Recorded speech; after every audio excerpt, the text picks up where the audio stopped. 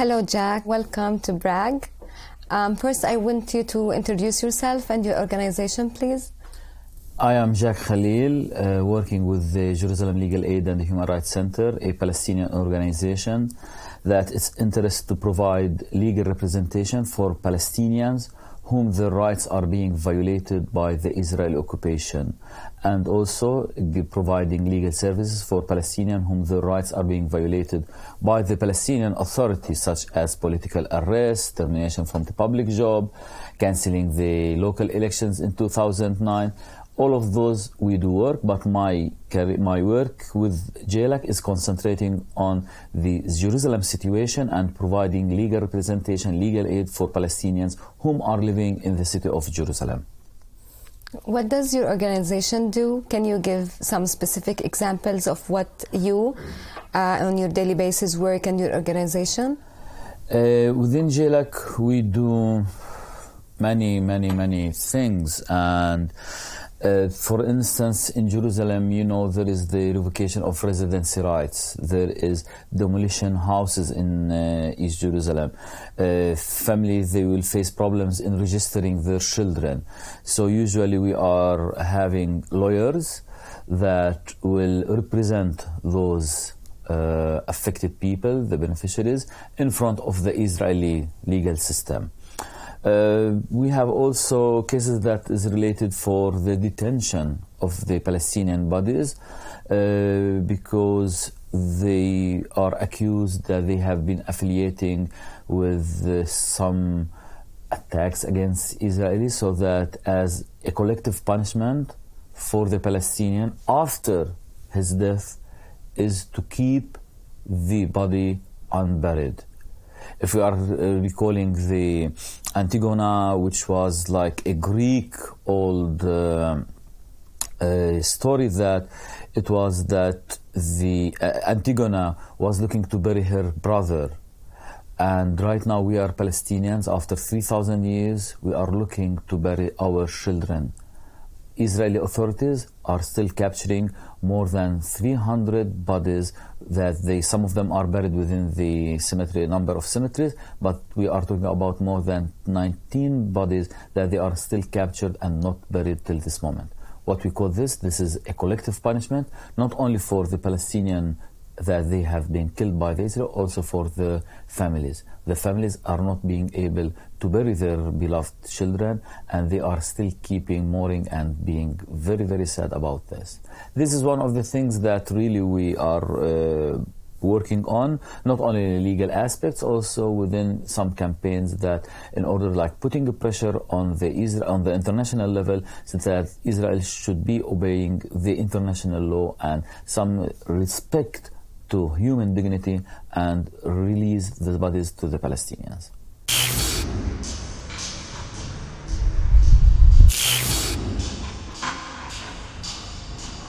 What do you think are the most pressing problems for the Palestinians in Jerusalem? Can you give like one specific example? Oh, we have many problems. We have many challenges. We as Palestinians living in Jerusalem, we have this kind of daily base challenges and violation to our rights. We can start with about like the separation wall itself that separated Jerusalem and separated the Palestinian fabric, separated the Palestinian neighborhoods. In the same neighborhood, I can show you some pictures that how the separation wall exactly passed through the neighborhood itself.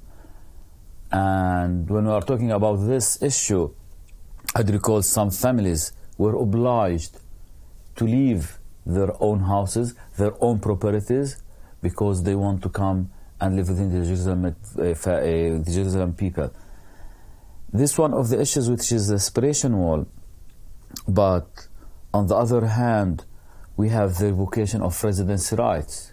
If a Palestinian is living 7 years outside Jerusalem, which means that if he's living within the other side of Jerusalem behind the wall, he will lose all of the right to live in Jerusalem. He will lose the residency rights. And it's important to keep in mind that residency rights, it is the right that give us as Jerusalemite not only to live in the city of Jerusalem, it will give us the right to pass all of their checkpoints, to work in Jerusalem, to be educated in Jerusalem, and most important, to have the right of worship, to go and pray inside of the city of Jerusalem. So that if me as a Palestinian will lose all of those rights, it will be very problematic. Within the 50 years of occupying the city, we are talking about more than 15,000 Palestinians lost the right to live in this Jerusalem directly. And we are not talking about their extended family. We are talking about the people, exact people that lost the right to live in this Jerusalem.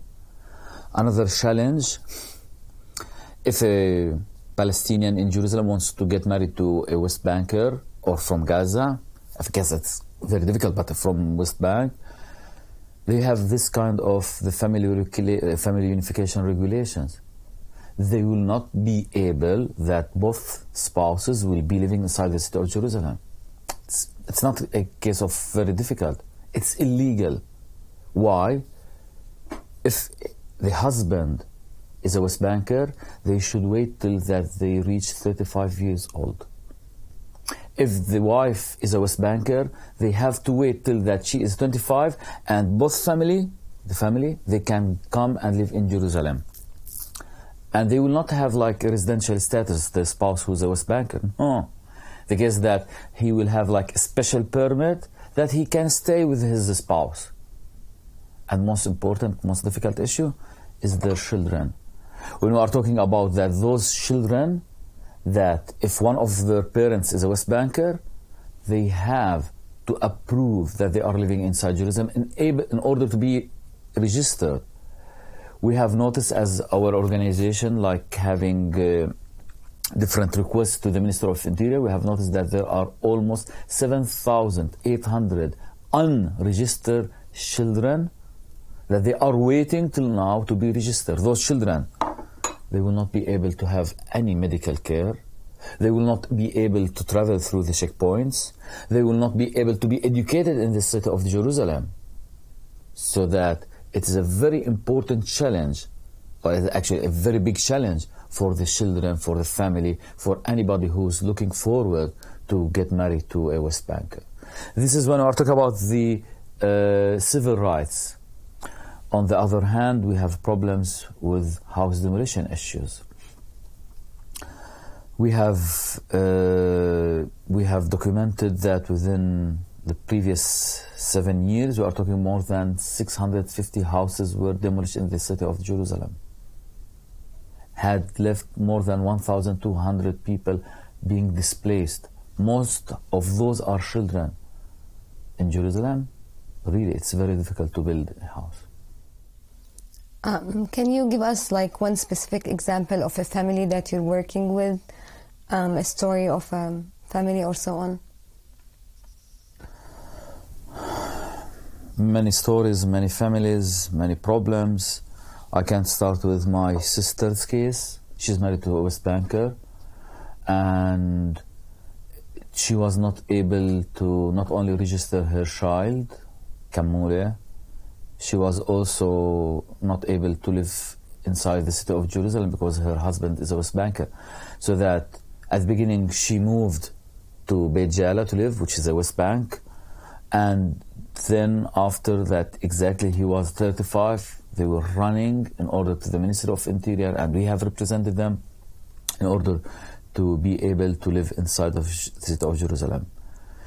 One of the cases that we were dealing with, and it was like a very problematic and very difficult for us, it was a collective case about confiscating 741 dunums from Aisawiya and Attur villages.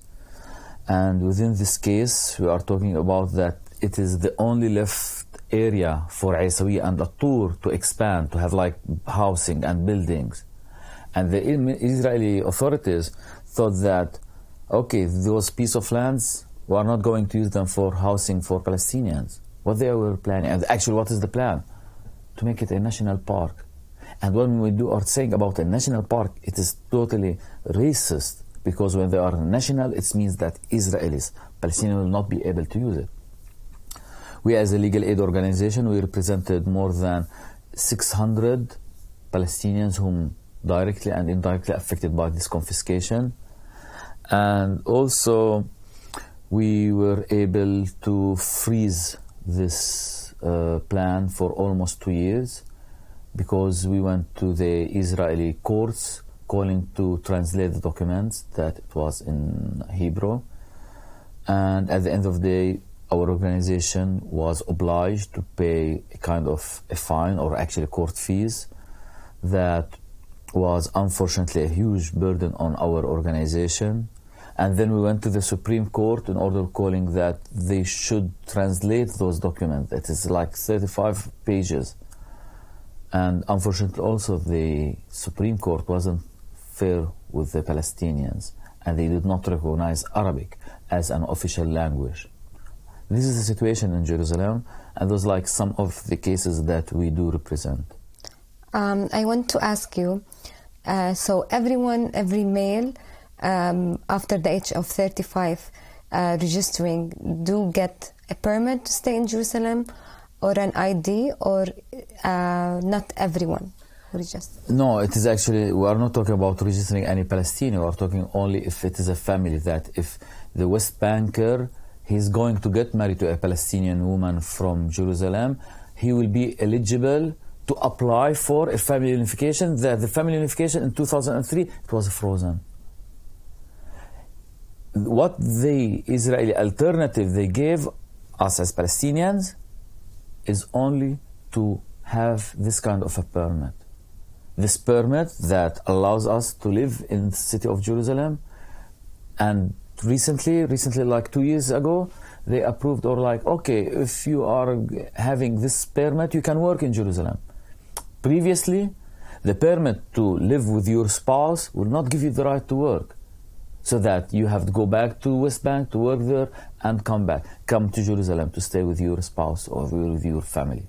So the case is that no, not any Palestinians will be able to have this kind of a permit, only if you are having a spouse, a family inside the city of Jerusalem. And also we are talking about the freedom of movement, which is like most of the Palestinians are not having this kind of right to come to Jerusalem. We have noticed that people, if they want to apply for a permit to come to Jerusalem to pray, they will not have it.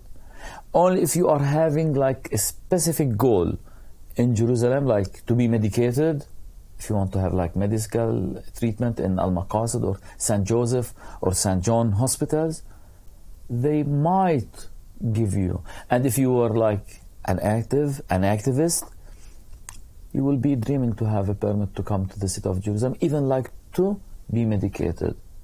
And these are the laws of the state of Israel, the only democratic state, the democratic in the Middle East.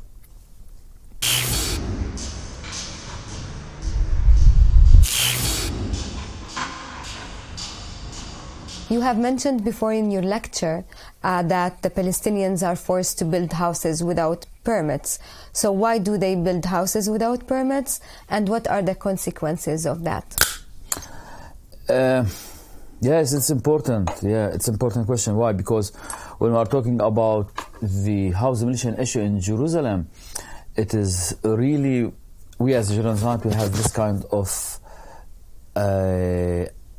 invisible law that Palestinian Jerusalem will not be able to build. So that there are like three main reasons for us Palestinians to say that that Palestinians will not go to apply for a permit, even there is a need, and it's according to the Israel authorities, not according to us. There is a need to build houses. So mostly Palestinians think that most of the land in Jerusalem you will not be able to build, whether it's a green land or not suitable for building or an open space. So what's left for us, only less than 12%, that it is already exhausted with buildings in East Jerusalem. So that the case is that, unfortunately, Palestinians, if they want to go to apply, their application will be rejected. And also it's important to keep in mind that when we are talking about like house demolition or the limitation of natural growth in East Jerusalem, we have noticed that it is not a process of like 2 or 3, 4 years. It is a long process, 17 years. For us, like I'm living in Beit Safafa, and because it is a Catholic Church-related housing project, and the church considered it a miracle because we were able to have a license within 5 years. So that it was that we bought a piece of land, and we started the application, we individuals, but we did it through the umbrella of the Latin Patriarchate in Jerusalem, and it was like a miracle. 5 years, a housing project, 72 housing units. It was amazing. But other Palestinians in Jerusalem, like the physician, it was like 17 years applying for a housing project. So that it is a dream not for me, it will be a dream for my children to have it. And also the fees of it, it's like a huge amount that you pay. So Palestinians will think, oh, okay, I'm going to build a house, and I'm not having this piece of land to build.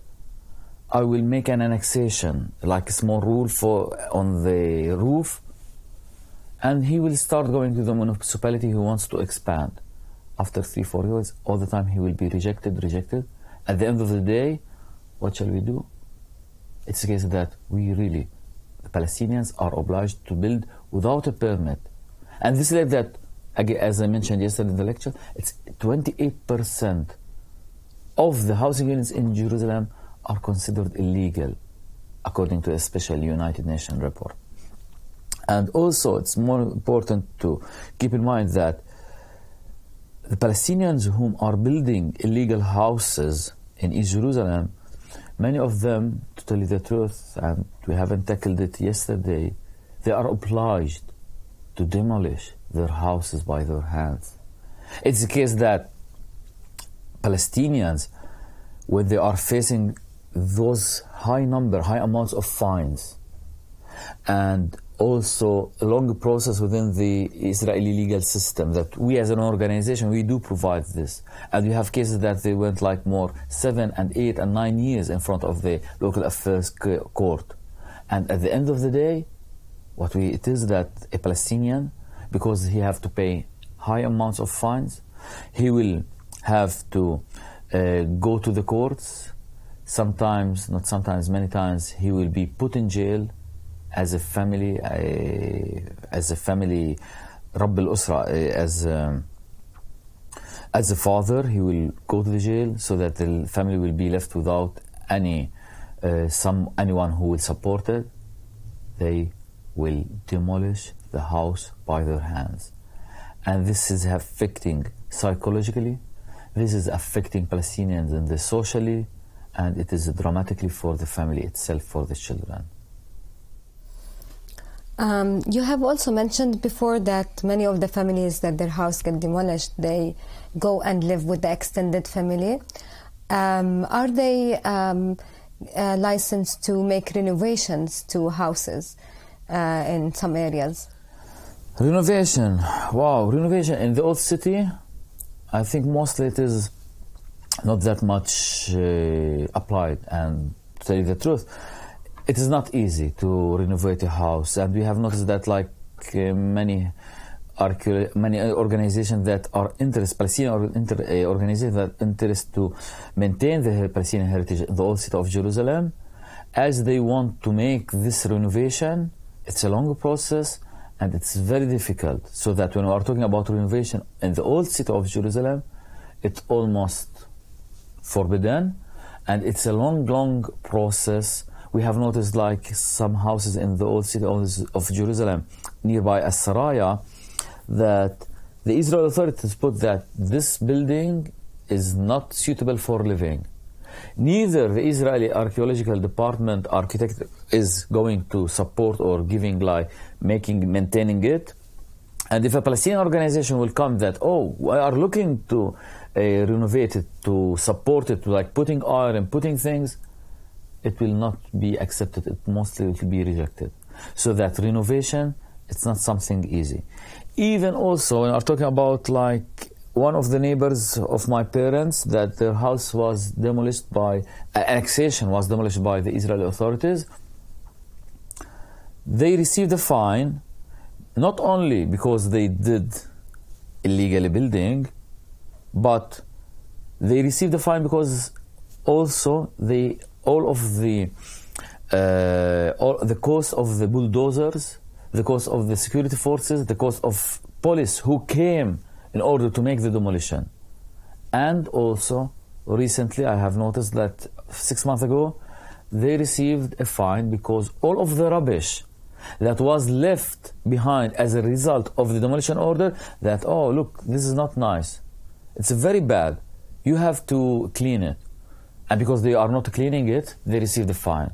So that the family was obliged to contract a subcontractor in order to take all of this rubbish, because it is like a continuous fine. It's not like you will pay it and it will be a continuous offending the Israeli municipality of Jerusalem.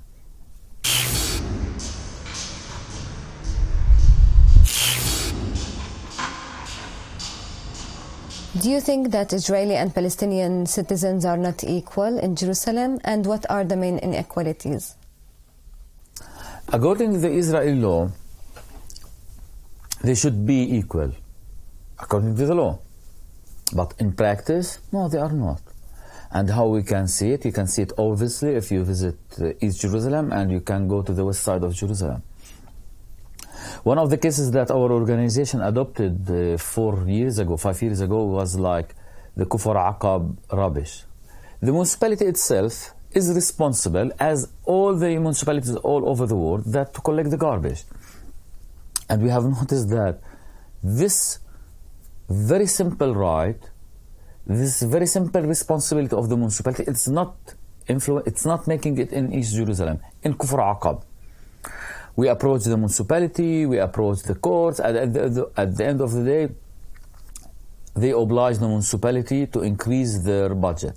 But within this process, and according to the freedom of information, we have requested from the municipality itself to provide us with the budgets that they are putting in Kufar Aqab for collecting the garbage, and in different west side Jerusalem.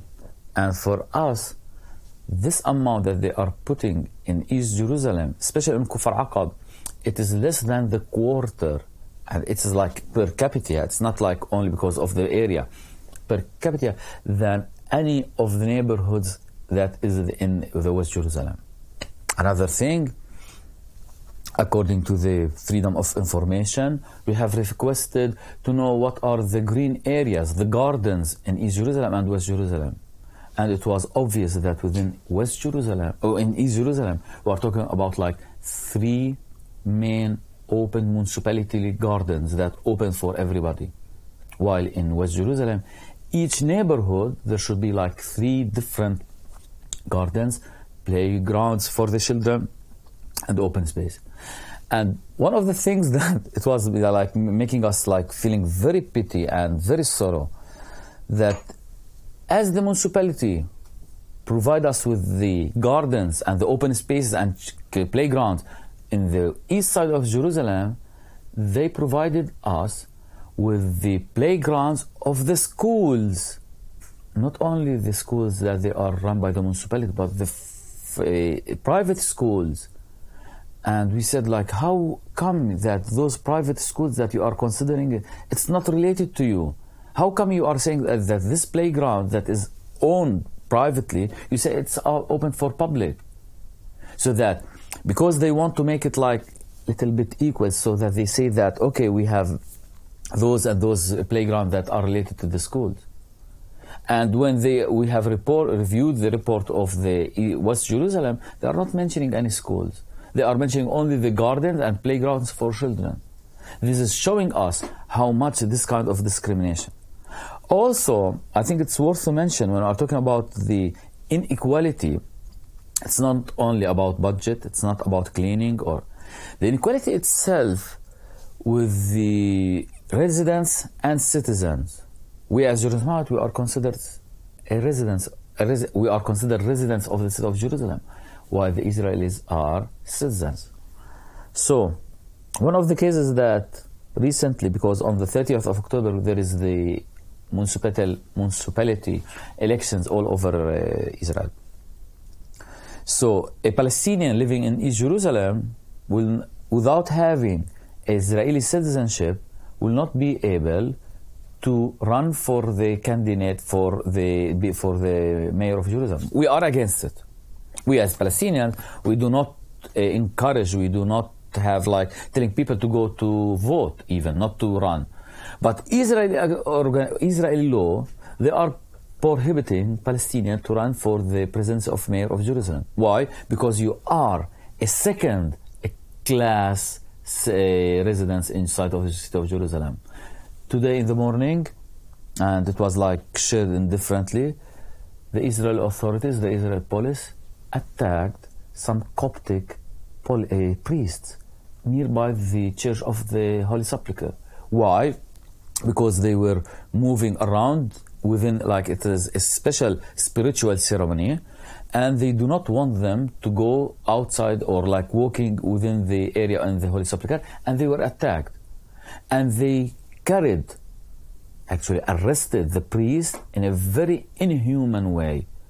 And this reflects the equality and inequality within the state of Israel. You have spoken yesterday in your BRAC lecture about Israel possibility becoming an apartheid state. Is there apartheid in Jerusalem, and could you give specific examples? Look, yesterday we said this as quoting by an Israeli prime minister, so that he's thinking that, oh, we are not an apartheid, we are a little bit going to apartheid. For us in Jerusalem, we are living in apartheid. The separation wall itself, it's apartheid. It's making like two different places, a Palestinian and Israeli. All of the infrastructure, everything is excellent within the Israeli side, but behind the wall, which is jurisdiction and it is responsibility of the municipality, it's very bad. No infrastructure. When we are talking about apartheid, let us compare it with the West Bank, not only in Jerusalem. Once we were like comparing this apartheid system with the South Africa apartheid era, and a South African activist, a human rights activist, as he visited Jerusalem and we've met him, he told us like, you know, you have something worse than South Africa. We said, how come? Yani, there are these kind of like Bundestags living. He said, no, look, very simple.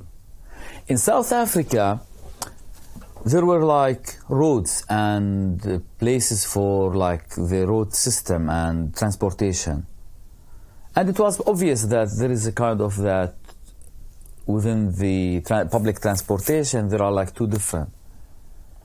In Palestine, if you want to visit it, the whole road and streets network, it's apartheid. So that when we are driving within the West Bank, there are some roads that Palestinians will not be able to drive on. How bad this discrimination is. A yellow plates road and there is the green one. And they will not allow those green cars to drive on the Israel. And it's important to know that the roads network itself, it was built on Palestinian private lands, that the land itself was confiscated from the Palestinian villagers. And me as a Palestinian, I'm not able to drive my car on that road network. So what kind of apartheid we are talking about? It is like systematic apartheid. It's not the case that, okay, the Israeli state is going to be apartheid. No, it is living a state of apartheid right now.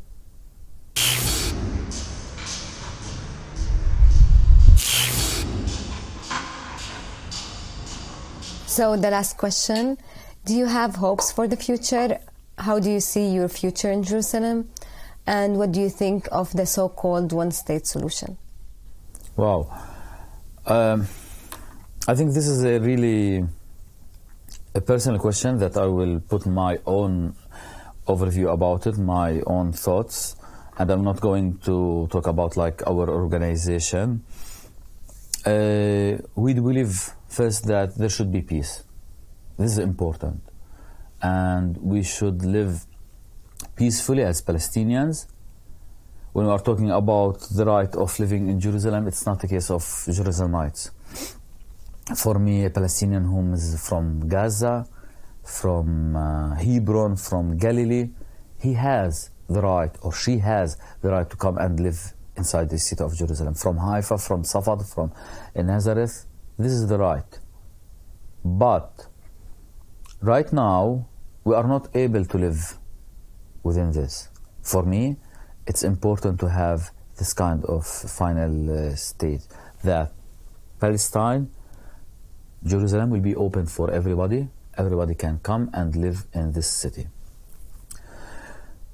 Right now, the Israeli authorities, and actually let us say that we as Palestinians have agreed since Oslo Accords and since Madrid 1992 that, okay, khalas, let us think about this kind of two-state solution, that we will accept what was like occupied in 1967, West Bank, including Jerusalem and Gaza. And Palestinian, we say that, like the wise Palestinians, say, okay, khalas, we are fed up of all of this kind of struggle. Let us sit and negotiate with Israel. But based on West Bank, 67 borders, Gaza, that it is one part. As a result of those negotiations over more than 20 years, and still negotiating, Israel is eliminating, is finishing, is like putting the last bullet on this dead body, which was like peace process. We were dreaming to have two-state solution. But for me, a two-state solution means that Palestine should be a vivid country, that we will be having responsibility and having control over our borders, over our people, having this kind of like, oh, this is the West Bank and this is for you, you can do anything you want within it, including Jerusalem. And having this continuous connection with Gaza. It's not like Gaza is separate from this. Unfortunately, Israel is working since the negotiation to stop this kind of solution, that for us it was like, okay, khalas, we are fed up from this struggle, let us go and sit. Unfortunately, the situation right now that Israeli authorities, Israeli government is killing any two-state solution. What they are looking forward, they are looking for one-state solution with apartheid system, with controlling Palestinian even within like the islands that they are found in the West Bank. Like there is island of Ramallah surrounded by different settlements, island of Nablus, island of Tulkarem, Hebron, Gaza, it's a big island that having a siege on it, and it is not connected at all. All of those islands within the West Bank also it's not connected. And Israel want, okay, right now you have your country, your house state. Even the Israelis, many of them, they don't want to call it a Palestinian state. So, as a result, my own opinion, I think that if Israel doesn't want to have the two-state solution and they wanted to have the apartheid, no. For me, I'm looking to have one-state solution, one democratic state that will have everybody living in equal, and to sit, and according to demography, we will have elect a new government. The symbols of the state should be reviewed.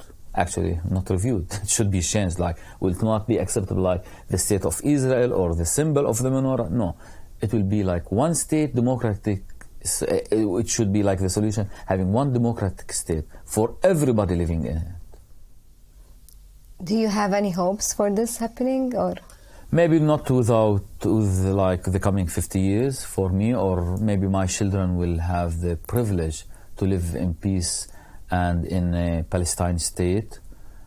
What's happening right now within the regional changes, when we are talking about Syria problem, Egypt, Saudi influencing, and what they are calling the century deal, I think that it is not easy to reach such a solution in the coming future. Maybe my grandchildren will have the privilege to live in an independent state. Thank you, Jack.